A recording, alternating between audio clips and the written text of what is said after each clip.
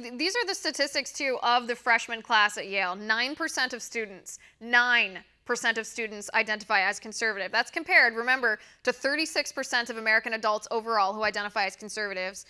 22, anywhere between 22 and 25, depending on how you want to count it.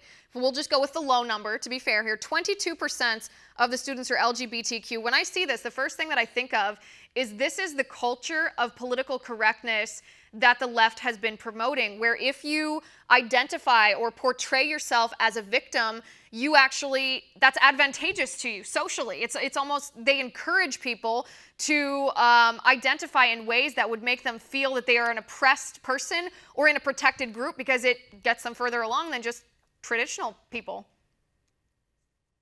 Oh, exactly. And this is something that we've known for years now. I mean, we've come to accept as rote and as axiomatic truth in the conservative movement that big state colleges, that big popular liberal-leaning private colleges, these are indoctrination centers and daycares for kids who are going to learn a lot about things like Marxist conflict theory and white privilege and underwater gender theory and all these other different things without really diving into things like objective truth and virtue and the classical mind and things like that, where you will get them at other colleges.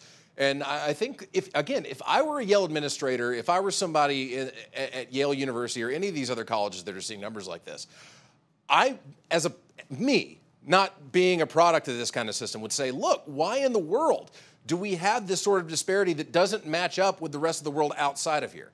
And is this something that we're proud of? And is this something that we want to continue? Or is this something that we need to find out and how to rectify? Is this an advertising problem? Are we scaring conservatives away before they even apply to these places? Or are we weeding them out through discrimination in the application process? Or are we chasing them off after we get here, which is not addressed by these statistics, but a legitimate question?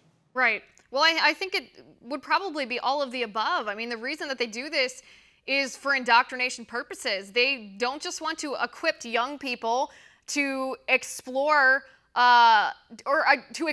different academic disciplines or explore different philosophies. They want to indoctrinate students in a radical leftist ideology so that then the students take that off campus and disseminate it. So perhaps all of the above applies. It drives conservatives away because no conservative says, oh, I want to endure 4 years of indoctrination just so I can get a job after college.